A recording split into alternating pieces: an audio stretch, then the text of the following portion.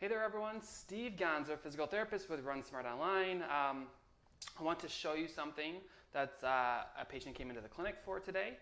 Before we get started, if you're looking to get more information on what this runner is going to be doing to improve her running, you can go to the link above where there'll actually be some strength workouts that you guys can just try for $1. I want to show you actually a run analysis of a patient that was in my clinic today. We put her back together, but there's a conversation about how do you stay injury free? And she's training for a marathon, and the point is that you have to have stronger hips, but you may not know if your hips are strong, whether you're running healthy now or not. This stuff is happening all the time that I'm going to show you. And the point is that as a runner, there's nothing more clear in the research that if you're going to be healthy, you need to use some strength training, and you need to do it in a smart way. Your hips don't function on the ground, so clamshells, leg lifts, bridges are not super valuable for runners. You want to strength train in a way that mimics your running on the road, and I'm going to show you that now, and I'm going to show you some of the programs that we use. But I want to show you this analysis of a runner that came in because hip strength isn't, when I say hip, it could be glute, it could be butt strength, hip strength, whatever, is important for the knee, it's important for the ankle, the back, everything revolves around this hip strength issue. And it's pretty clear in the research. Now, before I forget and before I show you this, remember you can find the links that the workouts that this runner is going to be doing on our site, my site, runsmartonline.com/train. You can try a $1 trial there. So this runner came in today. I'm going to show you her, and we're going to watch her run a little bit. Let me see if I can get this set up. Great. So I'm just going to play this. I don't know how to slow it down. There's probably a way to do that, but we're just going to watch it at regular speed. So we talked to her about run form, right? Because if you traditionally people will be like, oh, you need to work on your run form, and let's just see if I can catch her here. And they would talk about this right here. I'm looking at my other screen over here, but they're looking at, oh, she's a heel striker, and her toes are pulled up. Well, we got to fix that. And I'm going to tell you right out of the gate, this is not what this runner needs right now. She needs to be focused on something that's way more important, and I'm going to get to that in a minute. And she does the exact same thing on the other side. When she's hitting the ground, the foot's out in front. Yeah, should that be worked on and fixed? Maybe, but it's not her number one thing to go after. And truthfully, one of the things I look at in a runner is the fact that she can have a bent knee, and this bent knee is really important because it's not so much about your foot strike, it is about this knee position. So I talked to her about, like, I can live with this. Sure, could it be better? But I could live with this. So let's watch her go through, because I want to get back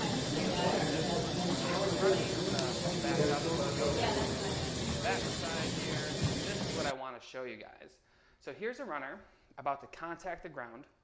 She's going to come in contact with about 3 times her body weight in 5 milliseconds, and that's going to happen 80 times a minute over and over again, 800 times a minute. So ideally, you'd want this to be really firm and really strong so that you're not drifting through things. So let me show you what happens here when she lands on her right foot.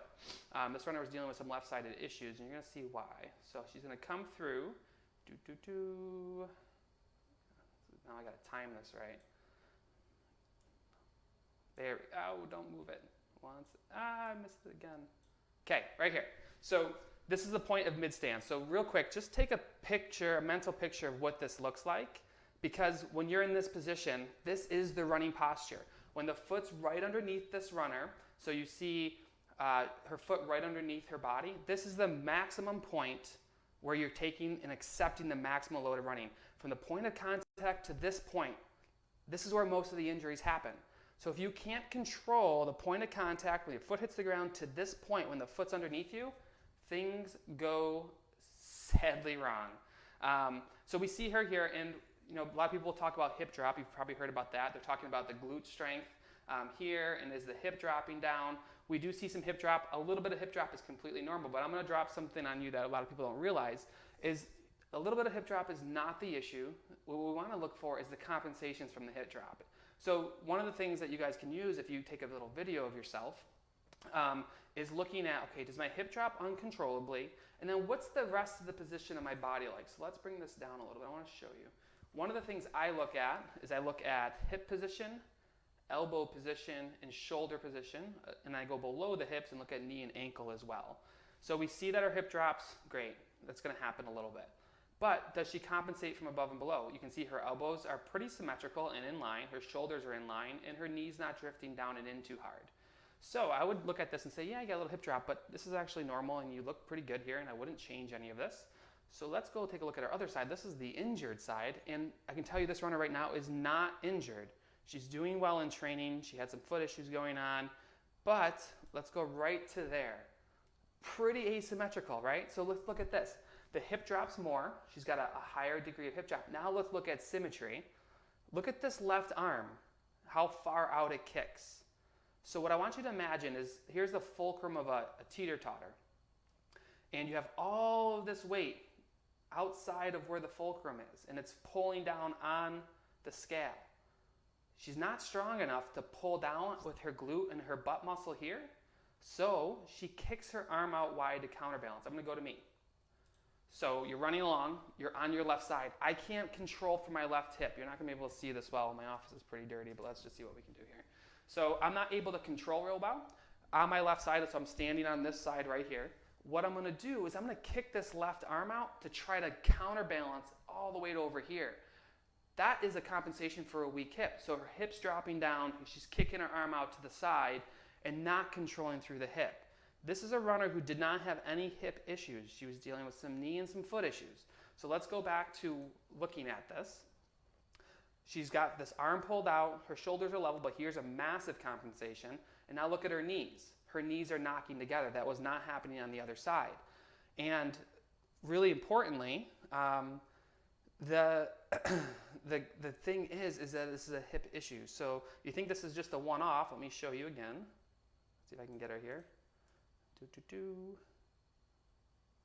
Here's her. Oh, I missed it.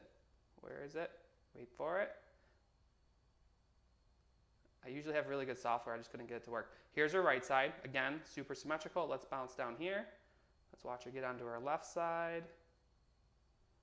Look at that left arm already kick out. And there's her left side again. Really poor control. So what does this runner need? She needs hip strength. And by the way, if you're looking to do better with your hip strength, you can't be doing clamshells. You have to be doing functional strengthening that pertains to running. This runner, like many before her, will be tranced in training. She will get punished on that left side because she's not controlling it. You should realize your body doesn't care if you have a weak side. It's going to accomplish the task, which is your run. But it's going to pull from other areas. So when we look at a runner with a foot issue or a knee issue, just like this runner, what are we experiencing? We're experiencing areas that are getting overworked because the hip isn't contributing. Huge, huge problem. So anyone who is looking to get more information on this, I want you to take a look at this program. You can take a look for $1. This is a strength program that targets these issues. So if you think you have some weak glutes, take a look at this. We have some boot camps in here. This base 3 boot camp is a starter boot camp, and we actually have something called butt camp, which is a fully strengthened balance and hip strength program. But it's all located, and you go and you log in. There's this base 6 program. You click in here, and base 6, base 3 boot camp. This boot camp is completely designed to help you with your hip strength and to get there. You can try it out for $1. You stream it on your phone or any device you want and just get started. They're half-an-hour strength workouts. The key is to really start training smarter. If you're looking to train smarter, it's less junk mileage, and it's fixing this stuff, because by the time it becomes a problem, you're going to take months or weeks to get the problem to go away, and you have to get your strength back. So if you're training for a half marathon, full marathon, this is important. The key take-home message is this. You need hip strength. The research supports it. You're going to hear tons of people talking about hip, glute, butt strength, whatever. It's not accomplished by clamshells. It's not accomplished by leg lifts, and it's not accomplished by bridges. It's accomplished with balance exercises and strength exercises that are going to make a difference. So if you have questions on this or what you could be doing to improve your hip strength so that you're not this runner that I just showed you, let me know in the comments, and I'll try to help you out as best I can. I'll be around for most of Friday, particularly tonight, and maybe I'll even go live again if I need to. But don't forget, if you're looking to improve your hip strength, you're looking for strength workouts that you can use in your own training, if you log in, you can use the link above. You can go into the program section of Run Smart Online. We have a base 6 program, a kettlebell program, a yoga program, and a core program you can take a look at. I'm going to start switching over to run form soon, but I really want to drill home this strength, because strength, to me, can overpower poor run form. It can overpower poor strength or poor training, and it's the number one thing that I go to with runners before I fix any run form. It's always about fixing strength. So I hope this helps. I hope it's helpful to visualize what happens when you have a weak side and know that you may not even know you have a weak side like this runner, and you can do something about it. You just have to do the right stuff. So I hope everyone has a great Friday, and I will talk to you guys soon. Bye.